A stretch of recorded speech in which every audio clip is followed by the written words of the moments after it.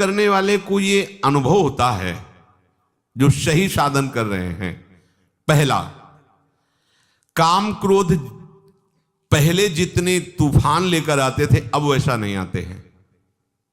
साधक को अनुभव होता है, जो सही साधन जिसका चल रहा है उसको यह अनुभव होगा। काम क्रोधादि दोष पहले जितना तूफान लेकर के आते थे, जितनी जल्दी जल्दी आते थे, अब उतना नहीं आते हैं। दूसरा, उनके वेग से जितना हम पहले दुखी होते थे उतना अब नहीं होते, अर्थात कम वेग से आने लगे हैं। तीसरा, पहले जितनी देर तक हम काम आदि के चिंतन में टिकते थे अब उतनी देर नहीं टिकते। ये तीन सुधार साधक में प्रारंभ से शुरू हो जाते हैं। देख लो अपने हृदय में, ये तीन सुधार प्रारंभ हो जाते हैं जिसका सही साधन चल रहा है। पहला, काम क्रोधादि दोष पहले जितनी जल्दी आते थे, जितना तूफान लेकर के आते थे, अब उतना नहीं आते। दूसरा, जितना व्यथित करता था वेग, हमें परेशान दुखी करता था, आता है पर उतना नहीं दुखी होते, वेग सहने लगे हैं।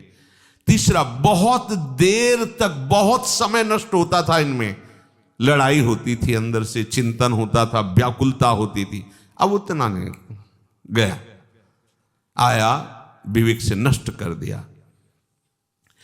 उपासक में अगर ये तीन बातें आने लगी हैं तो ये मिट जाएंगे, धैर्य रखिए। अगर ये तीन बातें आपके अंदर आ रही हैं, आपको दिखाई दे रहा सुधार है, तो अब इसका आखिरी कनेक्शन है, मैं शरीर हूं या शरीर मेरा है, काट दो, ये सब खत्म हो जाएगा। पर पहले ही आएगा, क्योंकि साधना प्रारंभ शरीर को लेकर के ही होती है, और इनकी बिल्कुल भी स्फुरना ना रहे, इनसे संबंध रखना नहीं है, तभी इनकी स्फुरना बंद होगी। मन बुद्धि में तदात्म, शरीर में तदात्म, फिर आप इनको जीत लें ऐसी सामर्थ्य आप में नहीं है। जैसे जैसे भजन मार्ग में आगे बढ़ते हैं वैसे वैसे कम होते जाते हैं। जहां एक काम आदि विकार कम होने लगे तब साधक को परमात्म शक्ति का और अनुभव होता है। उसी शक्ति से, विवेक शक्ति से शरीर संबंध को ही हटा देता है। मैं कोई शरीर थोड़ी हूं जो मांग हो रही है अंतःकरण और शरीर की है, नहीं, इसको धर्म में लगाना है, प्रभु में लगाना है, नहीं नहीं। शरीर राग मिटा, विकारों की कोई गुंजाइश ही नहीं है, तभी वो रास विलास का अनुभव करता है। पांचों भूले देह सुधि, तब छठे भावना रास की। पहले तो ये प्रपंच हटे ना, राग हटे ना भोगों का। कभी कभी साधक को ऐसा प्रतीत होता है कि काम क्रोध का वेग पहले से भी अधिक आ रहा है। इसका दो कारण हो सकता है। पहला है कि आपको साधन करते हुए कोई भारी कुसंग हो गया। देख लीजिए, साधन करते हुए आप में कोई कुसंग जागृत हो गया, किसी ऐसे दृश्य को देख लिया, ऐसा संभाषण कर लिया या कुछ ऐसा, तो आपको लगेगा कि पहले से भी भयंकर विकार आ गया, कुसंग।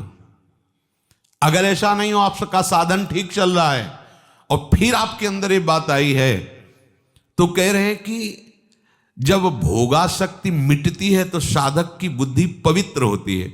पवित्र बुद्धि में थोड़ा भी स्फुरण पहाड़ जैसा नजर आता है, थोड़ा भी दोष उसे बर्दाश्त नहीं होता।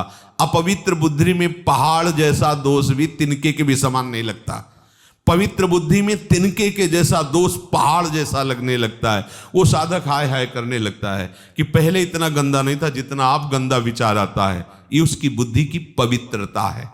दो बात ध्यान रखना है। पहले तो तुरंत हमें देखना है अपनी दिनचर्या में कि कोई दृश्य का कुसंग, शब्दों का कुसंग, व्यक्ति का कुसंग, भोजन का कुसंग तो नहीं हो गया जो हमारे अंदर इतनी विकार की वृत्ति आ गई। अगर आप निर्णय कर लिए कि नहीं ऐसा नहीं है, तो फिर आप निश्चिंत हो जाओ, ये आपकी बुद्धि की पवित्रता है जो आपके थोड़े से भी दोष को पहाड़ जैसा दर्शन करा रही है। अंतःकरण जैसे जैसे शुद्ध होता है तो साधक को थोड़ा सा भी विकार सहन करने की वो असहनशील हो जाता है। ऐसी बात कैसे आ गई मेरे हृदय में? ये पवित्रता का लक्षण है। ऐसा कैसे हो गया, मेरा मन कैसे राजी हो गया, नहीं हाय हाय मच जाता, ऐसा कैसे हो गया। तो उसको लगता है कि बहुत हमारी बुरी दशा है, यद्यपि उसकी बहुत पवित्र दशा, अंतःकरण इतना निर्मल हो रहा है कि वो छोटी सी स्फुरणा को भी बर्दाश्त नहीं कर पा रहा है।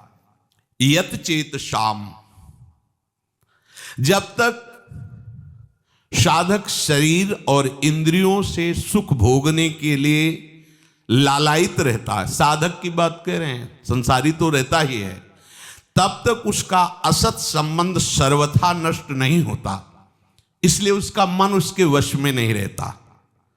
और जब साधक भगवत रस प्राप्त करने का लोलुप हो जाता है तो उसे शरीर और भोगों से संबंध मिटाना ही होता है, या स्वाभाविक मिटने लगता है, तब उसका मन निर्मल हो जाता है।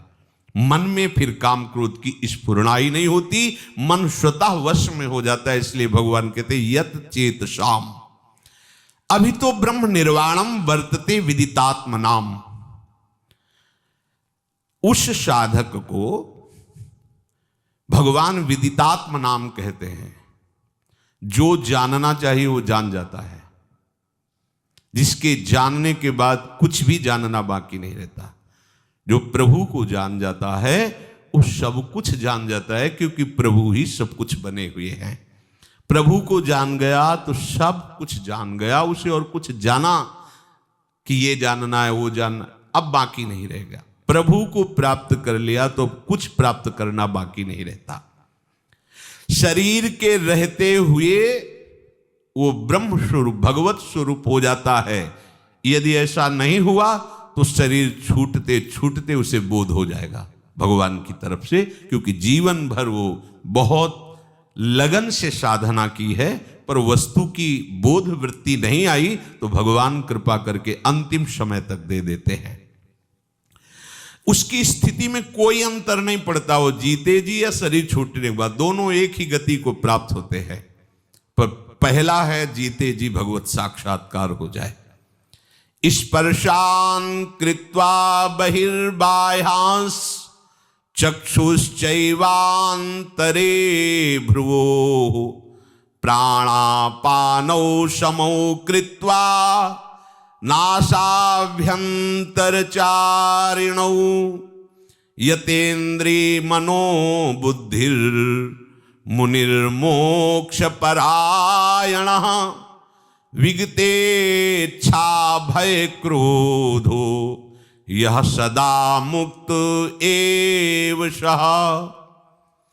बाहर के किसी भी पदार्थ का जो अंदर चिंतन नहीं करता, ध्यान दीजिए बहुत बढ़िया बात है, हम अधिकतर बाहर के ही चिंतन में अपना समय नष्ट कर देते हैं। मंत्र चल रहा है पर चिंतन सब बाहरी हो रहा है, प्रकृति का, किसी वस्तु का, किसी व्यक्ति का, किसी स्थान का। आप देख लीजिए, हमें उपाय करना है बाहर के चिंतन को छोड़ करके अपने आराध्य देव के चिंतन में, बाहर के पदार्थों का, व्यक्तियों का, व्यवहार का चिंतन छोड़ करके।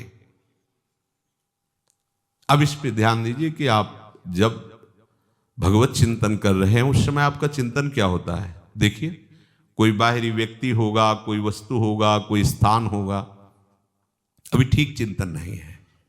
बाहर का चिंतन बाहर छोड़कर अपने आराध्य देव की चिंतन, ये तभी हो सकता है जब हमारा कोई संबंध नहीं, कहीं भी हमारा किसी भी व्यक्ति से, अच्छा आप ऐसा, अच्छा अमुक वस्तु, वो हमारे चिंतन में आ गई। अब हमें भगवत प्राप्ति करनी है तो बाहर के व्यक्ति, वस्तु, स्थान का चिंतन बाहर ही छोड़कर अपने आराध्य देव का चिंतन करना है। उपासक को अब अपना सेवा धर्म है, इसलिए इसकी विशेष आवश्यकता नहीं, उठते बैठते चलते फिरते नासिकाग्र दृष्टि रखनी चाहिए। ये शास्त्रों का स्पष्ट आदेश है, बहुत सी जगह ये आदेश दिया गया है, संतों ने भी ऐसा आदेश किया है।